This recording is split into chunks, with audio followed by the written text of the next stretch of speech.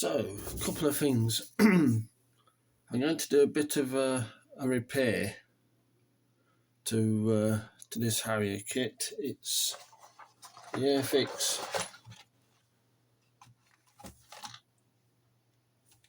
vintage.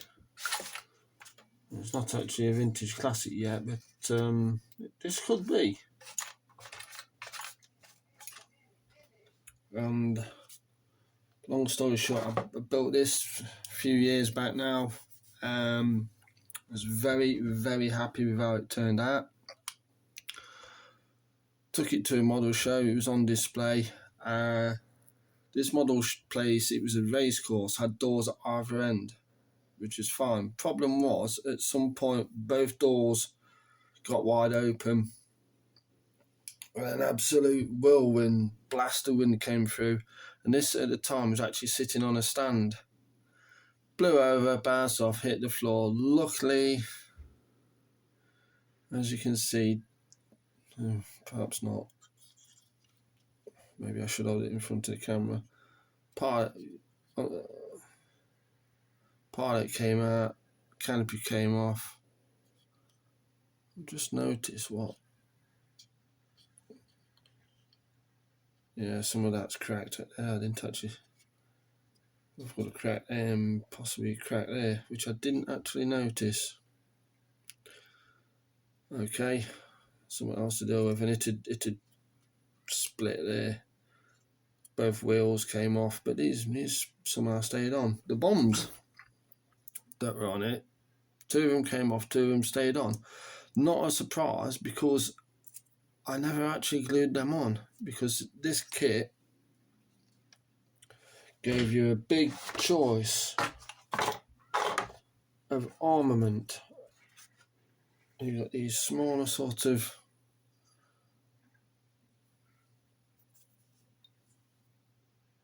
rockety bomb things. I think they're very small bombs.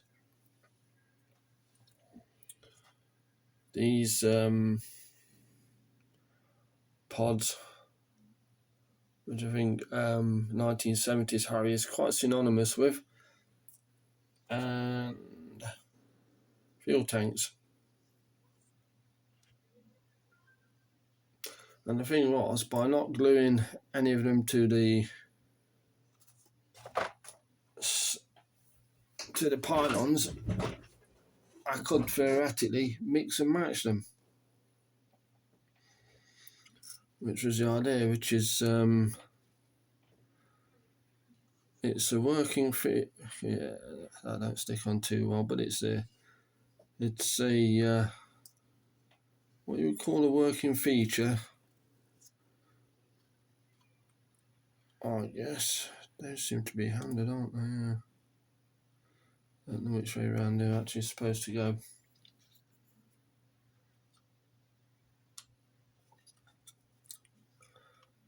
So there we go. That's to do. They are quite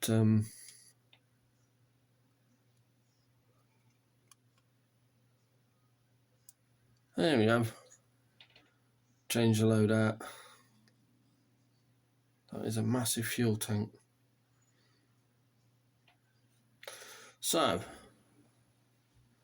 that aside, what I'm going to try and do is repair this, get the fuselage back together. Yeah, there is seems to be cracked there. Or maybe it's just, I do believe that's a separate part. I've actually got the instructions, so I can go through, because I've kept the box and everything. So I kept the box for those extra stuff. Oh, this is great. Yeah, I just noticed this. Okay, so one of the issues that what is the reason why I left this for so long, because this has been about, God, I have no idea, probably about 4 or 5 years, possibly longer. But I thought to myself, you know what, I haven't got a clue what colours I used. So here's your reason. I'm just looking at this, look. I wrote down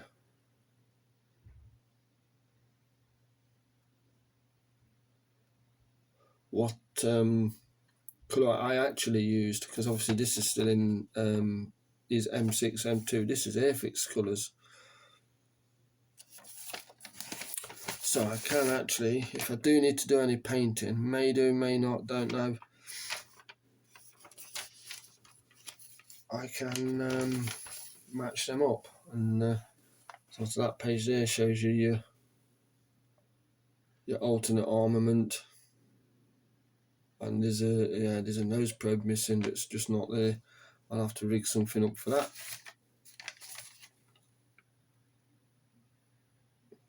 And according to this step 1, forgot about that. And I was just talking about working features. These engines should all kind of interconnected.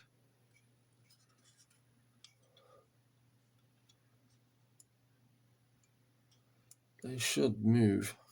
It may, it may be that I've damaged something inside.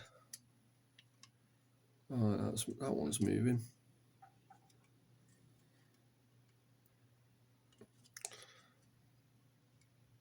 That's not. That's stuck. That's completely stuck. That's not going to move. Okay. Right. And the other thing, I've downloaded an app that will allow me to make time-lapse videos now. So what I'm going to do is cut this off, carry on, and what you should see next is a high-speed time-lapse. Feel free to hum the Benny Hill theme music. I'm not 100% certain this is going to work out.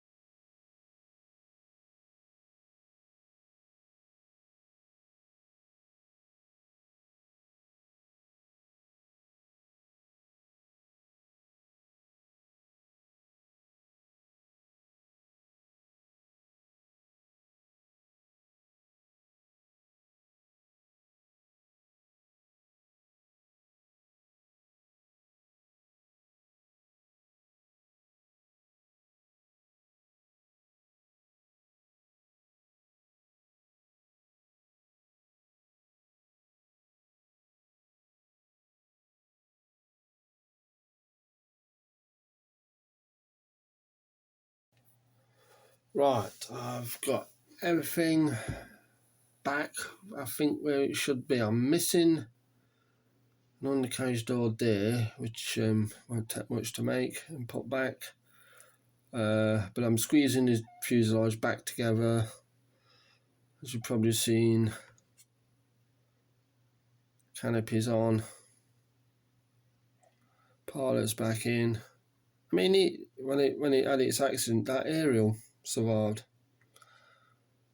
and I think it must have landed literally like that, which popped it pop the front fuselage and pop the canopy off. So I'm kind of, until that fully sets, that's probably going to be it for now. Another thing is, you may have noticed while I was messing about it, that the outriggers do not, either of them, they're way above the floor. I have no idea what's going on with that. I can't remember, but it was always on a stand, so it was never really an issue. But I did think they were closer to the ground than that.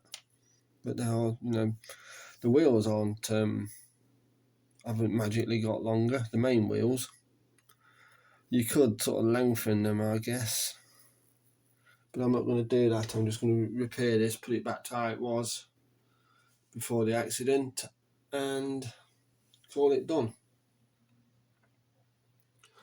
So on that note, I'm going to sign off for now, leave this to dry, and get back to it at a future date. Probably tomorrow.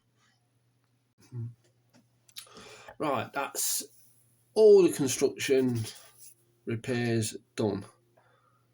What I did, just cut another piece of plastic for a door. There was actually supposed to be a door on there that was missing. I didn't notice until I looked properly at the instructions, so I just put a square of plastic there.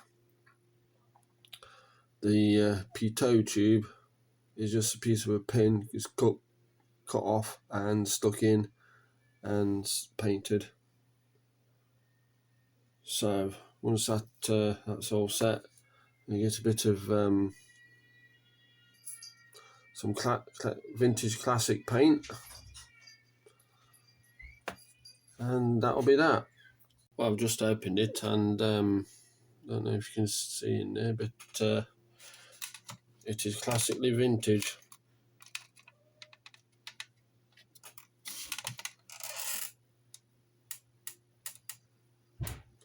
Hey ho, another one for it bin.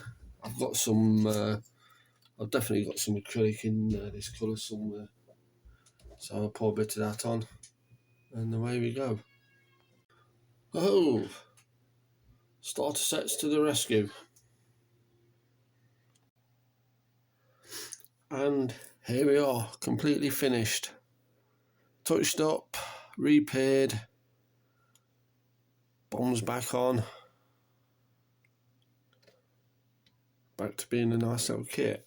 I was really happy with the way this turned out as well, so I'm glad to get it finally sorted out again. Just one thing I did, I remember saying it was on a stand. The stand is in a box in the loft, probably somewhere where I used to keep this. I have like plastic tubs that I transport kits around to shows, and that's where the stand seems to have got left. However, this, we can change that. This kit, 1966, a genuine vintage classic, which I doubt would be released as a vintage classic, just happens to have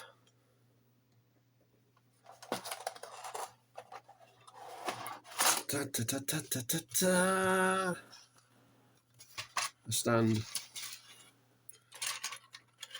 a very shiny new looking stand. It's almost a shame to break this brick. Oh, hold on, it's broke. Oh dear. Oh well, that's so I was going to say it's almost a shame to take it off these little sprues, but it did it on its own. So we'll get that sorted out. And if you'd like to see me do anything, I have got a plan for this, which I might go into later. But if you'd like to see me build this, just drop me a line in the comments about it, and we'll see what we can do. Because like I say, I have got a plan for this. But more on that if you'd like to see it. So let's get this stand together. Oh, this is like the olden days.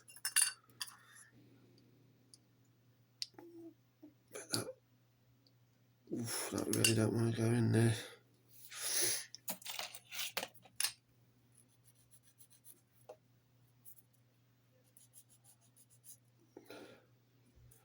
Never used to do anything like this back in the day. I just scrunch them in, and if it didn't fit and it broke, I just slosh a load of glue over it to put it back together. Oh, there we go. Ooh. There we go, a vintage classic on its own. So let's see if we can get this together without it breaking. Oh, that's okay. That is massive. That is way too big. Something needs to be adjusted. Right, as you can probably tell, it's hay fever season again in this country. I take antihistamines, but sometimes it just kind of overwhelming.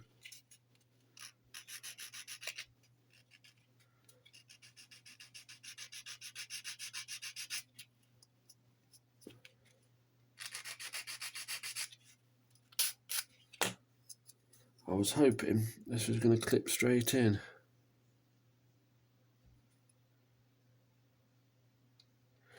Right, I'm going to pause the video, get it sorted out, and I'll be right back. And there we go. That was way up. Good job, I've built this quite strongly. Yeah, that was something of a struggle. But we're in. Whether it comes out again, I do not know. I mean, I'm tempted to build the 110 to go on a stand like I did back in the old days, but yeah, it's all back together how it was pre-accident. And I'm glad, because this is a nice kit. This you know, this would easily stand being released as a vintage classic. As you can see, it's been built straight out of the box by myself. Whether it's accurate, to be fair, I couldn't say, because I'm no harrier expert. But it's, as a model, it's on its, you know, it's a nice model. There you go. Right then, so that wraps this up, and I shall get cracked on with another project I've been thinking about for a while. Okay, tatty bye.